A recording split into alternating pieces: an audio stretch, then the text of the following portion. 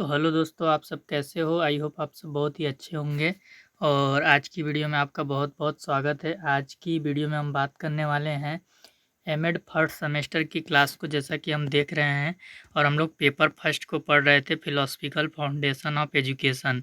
पहली क्लास हम लोगों ने देख चुकी है और उस दिन हम लोगों ने पढ़ा था फिलोसफी और डायरेक्टिव डॉक्ट्रिन, यानी कि दर्शन एक निर्देशात्मक शास्त्र के रूप में कैसे वर्क करता है, उससे कैसे हम करिकुलम की प्राप्ति होती है। यानी कि फिलॉसफी की जब हम नेचर की बात करते हैं कि फिलॉसफी का क्या प्रकृति है, तो उसमें हम देखते हैं कि निर्देशात्मक शास्त्र, डायरेक्टिव डॉक्ट्रिन उसकी एक नेचर है। लिबरल डिसिप्लिन भी दर्शन का ही एक नेचर है। तो आज की वीडियो में हम लोग लिबरल डिसिप्लिन को डिटेल में देखने वाले हैं और समझेंगे कि philosophy as a liberal discipline के रूप में कैसे वर्क करता है। और जब हम फिलॉसफी के नेचर की बात करते हैं तो लिबरल डिसिप्लिन के फॉर्म में फिलॉसफी कैसे है, तो आप इसकी प्रॉपर नोट्स बना लीजिएगा। बिकॉज मैं हमेशा से बोल रहा हूँ कि ये आपके एग्ज़ाम के समय बहुत ही काम आएगा। चैनल पे नए होंगे आप लोग तो चैनल को सब्सक्राइब कर लीजिएगा और बेल आइकन को प्रेस कर लीजिएगा। वीडियो के डिस्क्रिप्शन में टेलीग्राम चैनल का लिंक होगा, तो आप टेलीग्राम चैनल को भी ज्वाइन कर लीजिएगा। क्लास को आप प्रॉपर देखिए और समय मिलेगा तो हम आपसे असाइनमेंट भी बनवाएंगे।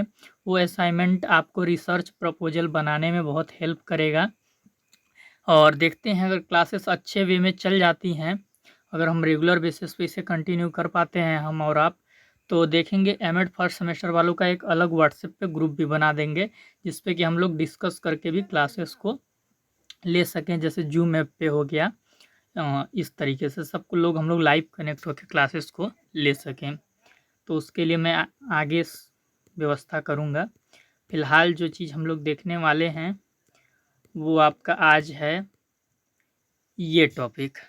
जैसा कि आप सब देख सकते हैं, फिलॉसफी और लिबरल डिसिप्लिन, दर्शन एक उदार अनुशासन के रूप में कैसे है।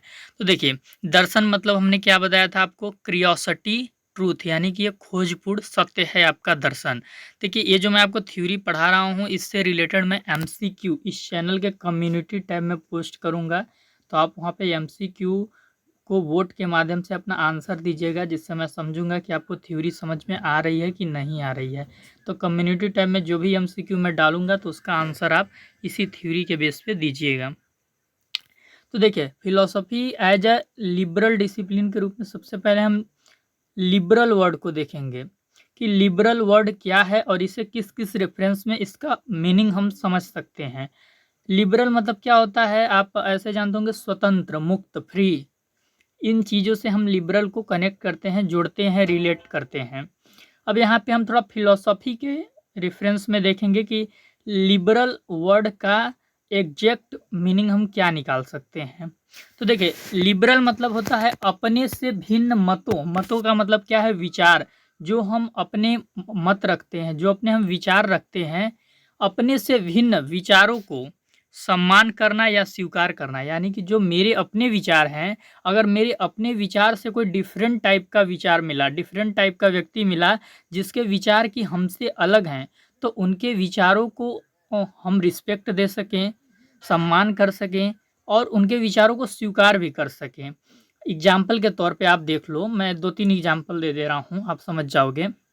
रिलीजन में ही देख लो कि जो हिंदू धर्म का व्यक्ति होता है उसके विचार थोड़े अलग होते हैं, और वहीं पे जो मुस्लिम धर्म का व्यक्ति होता है उसके विचार थोड़े डिफरेंट होते हैं।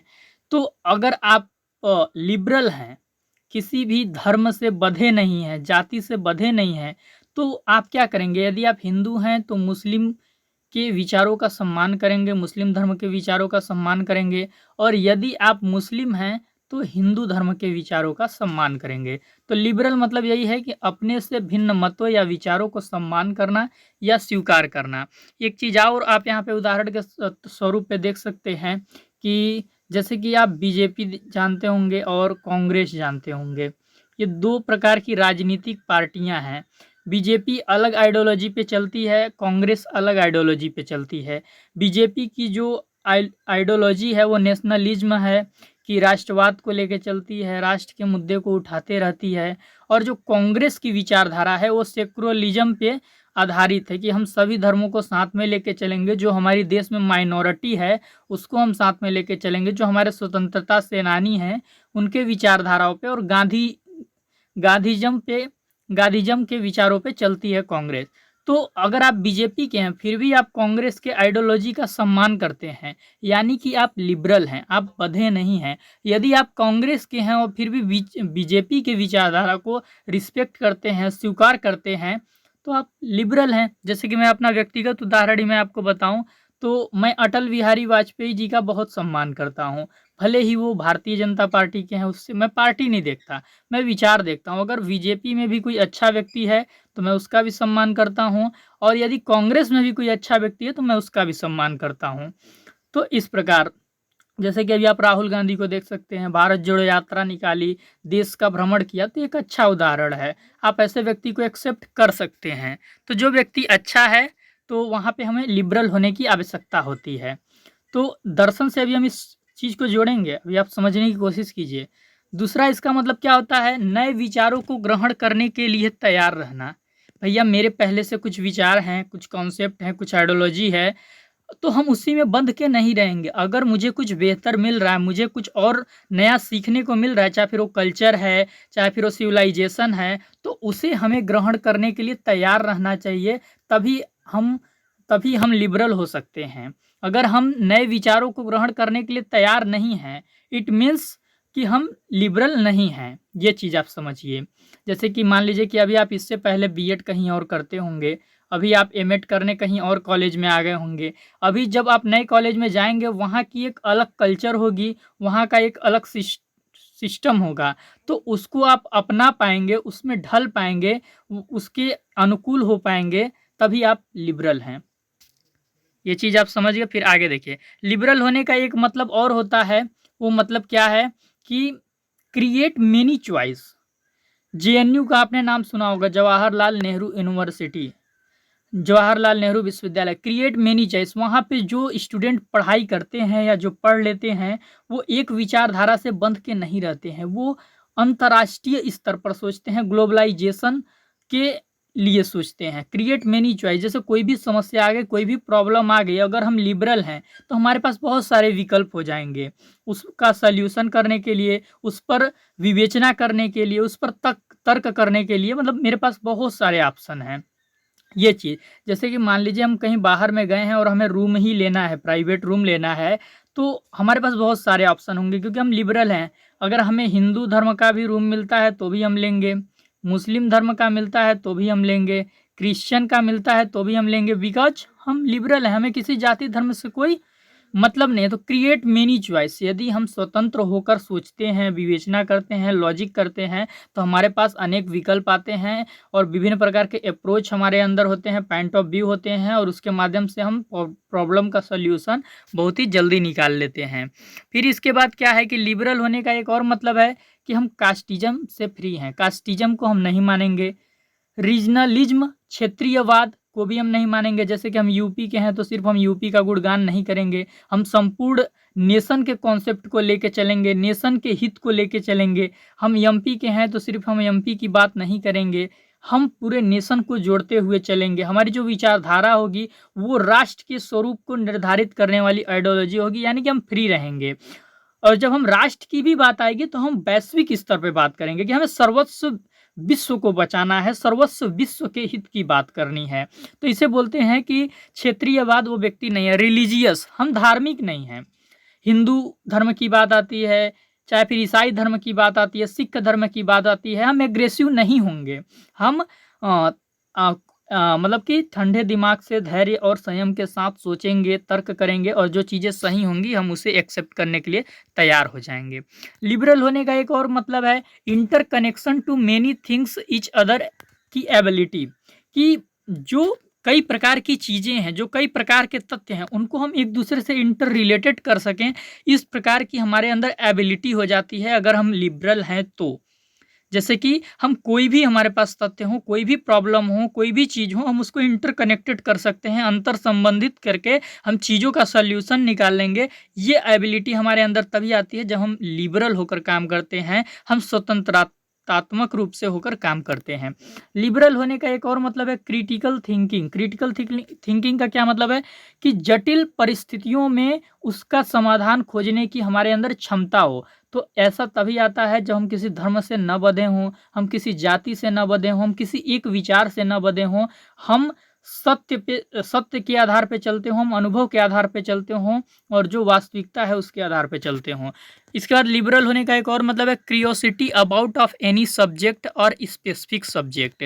कि जैसे कोई हमारे सामने नया सब्जेक्ट आ गया, नया सब्जेक्ट का मतलब नया विषय ही मत समझिएगा, कोई नई परिस्थिति हमारे सामने आ गई, कोई नया कंडीशन हमारे सामने आ गया, तो हमारे अंदर एक क्रियोसिटी आ जाती है अगर हम लिबरल हैं तो।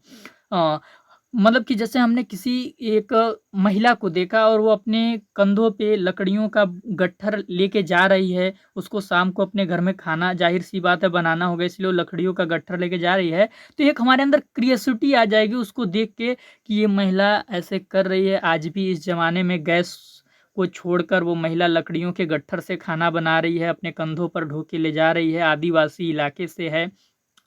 तो हमारे अंदर एक क्यूरियोसिटी उत्पन्न हो जाएगी कि आदिवासी इलाके कैसे होते हैं, वहाँ के लोगों का रहन-सहन कैसा होता है। तो ये चीज़ कब आता है? जब हम लिबरल होते हैं। हम अमीरी, गरीबी, नीच, ऊँच, तू बड़ा, मैं छोटा, इन सब से हटकर बात करते हैं तब, और इन सब से हटकर हम तभी बात करते हैं जब हम लिबरल होते हैं।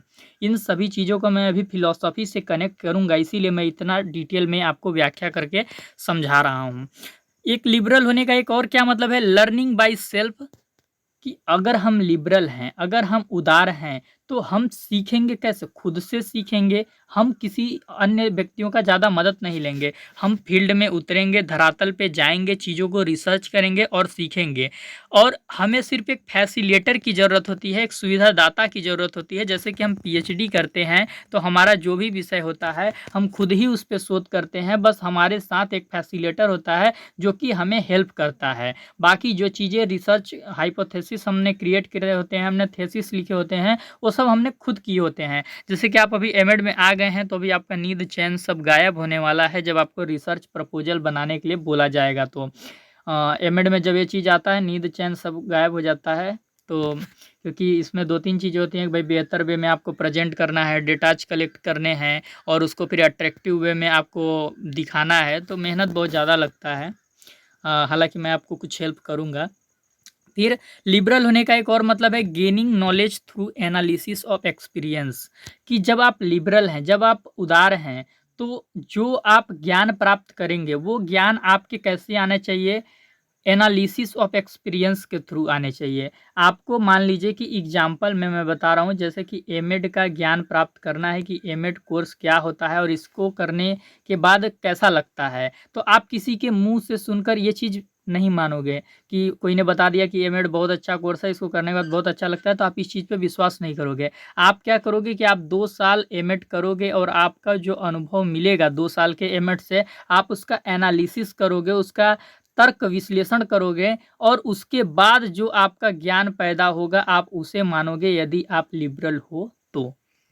तो लिबरल का मतलब आप समझ गए होंगे कि अपने से भिन्न मतों, विचारों को स्वीकार करना, सम्मान करना, नए विचारों को ग्रहण करने के लिए तैयार रहना, create many choice, casteism, regionalism, religious से हम फ्री हैं, interconnection to many things each other, की आपस में सारे चीज़ों को जोड़ सकें, हम कितनी भी विभिन्न प्रकार की चीज़ें हों उसको हम इंटरकनेक्टेड कर सकें।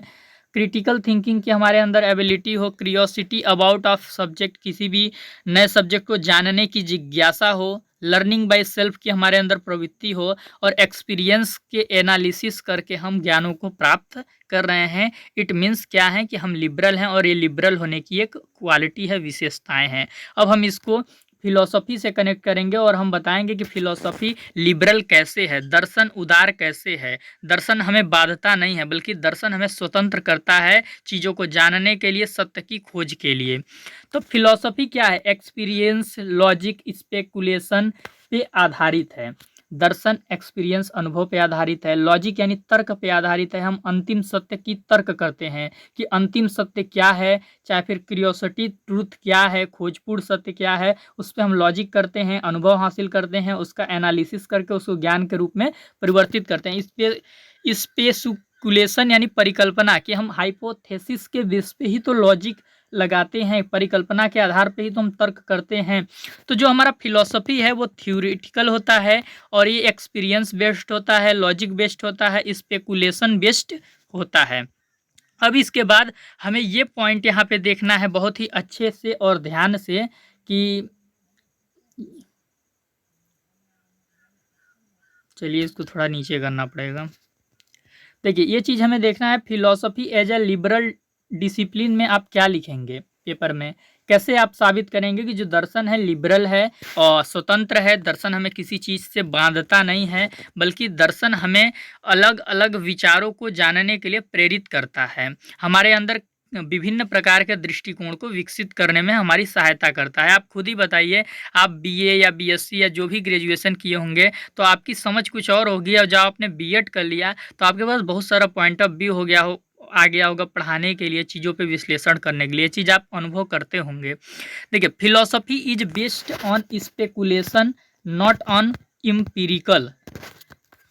देखिए ये कहने का मतलब क्या है कि फिलॉसफी परिकल्पना पे आधारित है, यानी कि हम हाइपोथेसिस कर रहे हैं कि ऐसा हो सकता है, ईश्वर होंगे, ईश्वर के इतने रूप होंगे, ईश्वर होने का, ईश्वर हैं, इस बात का हमारे सामने कोई प्रमाण नहीं है, लेकिन हमारे आदर्शवाद में बोला गया है कि ईश्वर हैं। आइडलिज्म की जब हम बात करते हैं तो उसमें बोला गया है कि ईश्वर हैं, तो हम मानते हैं क्योंकि हमारे पास वेद हैं, पुराण हैं, उपनिषद हैं, उसमें लिखा गया है, ईश्वर के कुछ तथ्यों को बताया गया है, लेकिन उसके कुछ जीते जागते हमारे पास उदाहरण नहीं है, फिर भी माना जाता है। तो philosophy is based on speculation की हाइपोथेसिस पे बेस्ड है, इम्पीरिकल पे बेस्ड नहीं, यानी प्रयोग सिद्ध विज्ञान नहीं है कि फिलॉसफी में जो थ्योरी दी जा रही है उसको प्रयोग करके सिद्ध किया जाए, इस चीज़ की ज़रूरत दर्शन नहीं बोलता है। दर्शन थ्योरिटिकल है, इसको प्रयोग करके सिद्ध किया जाए ऐसा ये विज्ञान दर्शन नहीं है। पहली चीज़ तो ये है, तो यानी स्वतंत्र है, आप कुछ भी सोच सकते हैं, आप पे कोई भी बॉन्डिंग नहीं है। तो इस प्रकार से क्या हुआ, दर्शन लिबरल हुआ।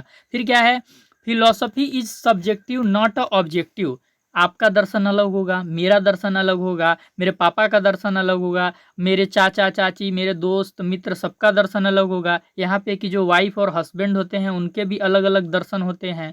हम कुछ सोचेंगे, वो कुछ सोचेगा, हर व्यक्ति मतलब अपने अपने हिसाब पे दर्शन सोचता है। और फिलोसफर हम किसको बोलते हैं कि जिसके सोच का लोगों पे प्रभाव हो, यानी कि हम कुछ सोच रहे हैं और मेरे सोच का, मेरे विचार का लाखों लोगों पे प्रभाव है, लाखों लोग मेरी बातों को फॉलो कर रहे हैं, it means I am a philosopher.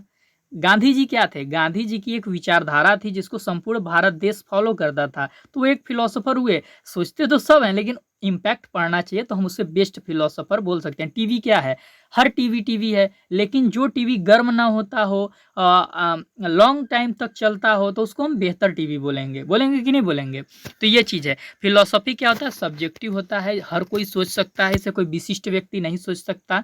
तो हर लोग जो सोचते हैं वो दर्शन ही है, सोचना ही दर्शन होता है। तो ऑब्जेक्टिव नहीं है, ये वस्तुनिष्ठ नहीं होता कि जैसे हम कुछ सोच रहे हैं तो वो बिल्कुल सत्य होगा, ये जरूरी नहीं है। फिलॉसफी जो होता है सब्जेक्टिव होता है, व्यक्तिगत विचार होते हैं और वो सत्य हो ये जरूरी नहीं होते हैं, क्योंकि हम एक हाइपोथेसिस कर रहे हैं और उसे प्रयोग करके सिद्ध नहीं कर रहे हैं। तो इस प्रकार से क्या होता है कि फिलॉसफी लिबरल है, कोई भी फिलोसफर बन सकता है। Philosophy is based on directive doctrine and not on positive doctrine. कि फिलॉसफी जो है एक निर्देशक शास्त्र है, जैसा कि पहले क्लास में हमने बताया था कि निर्देशित करने वाले सिद्धांत इससे निकलते हैं कि ऐसा किया जा सकता है, ऐसा करिकुलम हो सकता है, ऐसा रोल ऑफ टीचर हो सकता है, ऐसा रोल ऑफ स्टूडेंट हो सकता है, ऐसा डिफरेंट थॉट्स ऑफ स्कूल्स हो सकते हैं। बट ज़रूरी नहीं है, उसको हम लागू करके देखते हैं, वो उसका रिजल्ट क्या आता है, उसका आउटपुट क्या आता है, और यदि हमें बेहतर रिजल्ट मिलता है तो हम उन निर्णयों को दोबारा दोहराते हैं, उस स्ट्रक्चर को आगे जारी रखते हैं। ये चीज़ आपने एक्शन रिसर्च इन एजुकेशन में पढ़ा होगा। तो पॉजिटिव डॉक्ट्रिन नहीं है, यानी कि निश्चयात्मक शास्त्र नहीं है कि दर्शन से जो निर्देशित करने वाले सिद्धांत निकल रहे हैं, दर्शन से जो इंस्ट्रक्शनल थ्योरी निकल रही है, वो निश्चित नहीं है कि उसका आउटपुट यही आएगा। ये चीज़ बोला जा रहा है, यानी कि दर्शन लिबरल है, उसका रिजल्ट कुछ भी हो सकता है, उसका आउटपुट कुछ भी आ सकता है। वो डिपेंड करता है किस परिस्थिति में उसे लागू किया जा रहा है, कैसे लोगों के द्वारा लागू किया जा रहा है। तो लिबरल निश्चयात्मक नहीं होता है, ये निर्देशात्मक होता है। फिर इसके बाद क्या है, तो हमने क्या जाना कि जो दर्शन है वो हाइपोथेसिस है, प्रयोग सिद्ध विज्ञान नहीं है। दर्शन सब्जेक्टिव है, ऑब्जेक्टिव नहीं है। दर्शन डायरेक्टिव डॉक्ट्रिन है, पॉजिटिव डॉक्ट्रिन नहीं है। तो हम कह सकते हैं कि therefore we can say that, अतः हम कह सकते हैं कि philosophy is liberal discipline not a rigid discipline, कि फिलॉसफी जो है वो उदार अनुशासन है, कठोर अनुशासन नहीं है। तो हमने एक थ्योरी के माध्यम से प्रूव कर दिया कि जो फिलॉसफी होती है वो लिबरल डिसिप्लिन होती है। तो एग्जाम में यदि एक क्वेश्चन आए तो आपको इसी प्रकार से राइट करना है। और अगर आपको कहीं पे समझ नहीं आया होगा तो आप कमेंट करके बताइएगा, तो अगली वीडियो में मैं उसको फुलफिल करने की कोशिश करूंगा। लास्ट में मैं आपको एक छोटा सा एग्जांपल दे रहा हूँ। ये एग्जांपल उतना ठोस नहीं है, लेकिन आप कॉन्सेप्ट को समझ जाएंगे, इसके लिए आपको काफ़ी मदद करेगा। क्या होता है, देखिए, एक छोटा जो बच्चा होता है, बाल्यावस्था की हम बात कर रहे हैं, तो बाल्यावस्था में जो बालक सोचता है, अगर बालक को बता दिया गया कि बेटा मतलब कि ये दलित है, मान लीजिए अनटचेबल, ये बात नहीं करनी चाहिए। मैं थोड़ा एक उदाहरण दे रहा हूँ। कुछ माता पिता होते हैं पुरानी विचारधारा के, बोल देते हैं कि मान लीजिए कि ये अनटचेबल है, आप इससे नज़दीक मत जाना, इसके यहाँ खाना मत, या मान लीजिए किसी धर्म की, हम पर्टिकुलर धर्म की बात कर लेते हैं कि मान लीजिए कि कोई मुस्लिम धर्म का व्यक्ति है और वो बोलता है कि बेटा वो हिंदू धर्म का व्यक्ति है, उसके यहाँ जाके तुम मत खाना, उसके यहाँ जाकर तुम मत पीना, क्योंकि वो अलग धर्म का है। बच्चा क्या होगा, वो मान जाएगा, वो वहाँ पे तर्क नहीं करेगा ऐसा क्यों कर रहा है। माता पिता बोल रहे हैं मतलब सही बोल रहे होंगे, क्योंकि आप छोटे बच्चे को देखे होंगे, उनको हम जब बोलते हैं कि मंदिर में प्रवेश करने से पहले बेटा चप्पल उतार लेना, तो आप भूल जाएंगे चप्पल उतारना, लेकिन लड़का नहीं भूलेगा, वो उसमें अनुकरण करता है, वो तर्क नहीं करता है, तो उसमें वो बंधन में होता है, क्योंकि वो तर्क नहीं करता है। और तर्क करने को ही हम क्या बोलते हैं, दर्शन बोलते हैं। क्यों है, कैसा है, किस लिए है, इसे हम तर्क कहते हैं। फिर बच्चा क्या होता है, बड़ा होता है, कुछ दिन बाद बड़ा होता है, प्रौढ़ावस्था में जब बच्चा आ जाता है तो उसके स्वतंत्र विचार हो जाते हैं, उसको माता पिता की बातें गलत लगने लगती है, उसको लगता है नहीं मैं अब सही हूँ, पिताजी आप छोड़िए, आपकी उम्र बीत गई है, अब आप सही नहीं हैं। तो वो स्वतंत्र विचार का हो जाता है। अगर वो विभिन्न प्रकार के दर्शन पढ़ता है, लोगों से मिलता है, समाज का प्रभाव पड़ता है, और जिस प्रकार के वातावरण का उस पर प्रभाव पड़ता है, उसी प्रकार की विचारधारा उसके में घर कर जाती है। तो यानी कि वो स्वतंत्र होता है किसी भी विचारधारा में जाने के लिए, उस क्षेत्र में बढ़ने के लिए। तो विचारों की लड़ाई भी इसी अवस्था में होती है। आप सुने होंगे कि जब बाल्यावस्था के बाद किशोरावस्था आ जाती है तो बच्चों के अंदर विचारों की लड़ाई होती है। तूफानों का स्टेज कहा गया है स्टेनले हॉल के द्वारा, क्योंकि उसमें वो विचारों की लड़ाई में होता है, अपना एक आइडियोलॉजी को वो स्थापित करने में लगा होता है, अपने विचारों को महत्ता देने में वो लगा होता है। तो इस प्रकार हम बोल सकते हैं कि जो बाल्यावस्था में बच्चा होता है वो दर्शन के क्षेत्र में नहीं जा पाता है, बंधन में होता है। और जब बच्चा बड़ा होता है यानी विचारों की लड़ाई में जाता है, स्वतंत्र विचार करने लगता है, तो क्या होता है, वो लिबरल हो जाता है, वो दर्शन के क्षेत्र में प्रवेश कर जाता है, विभिन्न बातों को सोचने लगता है। आप अभी होंगे तो आप बहुत सोचते होंगे छोटी छोटी बातों पे, और जब आप याद कीजिए कि आप 15-16 साल के होंगे तो नहीं सोचते होंगे, छोटी छोटी बातों पे इशू नहीं बनाते होंगे। तो ये सब क्यों होता है, बिकॉज ओवर थिंकिंग। तो कभी कभी मतलब ओवर थिंकिंग को भी पहचानना ज़रूरी होता है। Over thinking is different from philosophy. Philosophy is मैं फिलॉसफी को पॉजिटिव समझता हूँ। फिलॉसफी एक लॉजिक है, मतलब कि हम सही चीज़ों पे तर्क कर रहे हैं, बेफालतू चीज़ों पे तर्क हम नहीं कर रहे हैं। तो आज की क्लास कैसी लगी आप ज़रूर बताइएगा। अगर क्लास अच्छी लगी होगी तो चैनल को सब्सक्राइब कर दीजिएगा, नोट्स आप ज़रूर बना लीजिएगा और बेल आइकन को प्रेस कर लीजिएगा। वीडियो के डिस्क्रिप्शन में आपको टेलीग्राम चैनल का लिंक मिल जाएगा, तो टेलीग्राम चैनल को आप ज़रूर सब्सक्राइब कर लीजिएगा। वीडियो में यदि कुछ नॉलेज आपको नहीं देने पाया होगा, कोई कहीं पे कुछ चीज़ें समझ नहीं आने पाई होंगी, तो आप कमेंट के माध्यम से हमें बताइएगा। फिर मिलते हैं आपको हम अगले वीडियो में अगले टॉपिक के साथ, और तब तक इस वीडियो को आप शेयर कर दीजिएगा प्लीज़।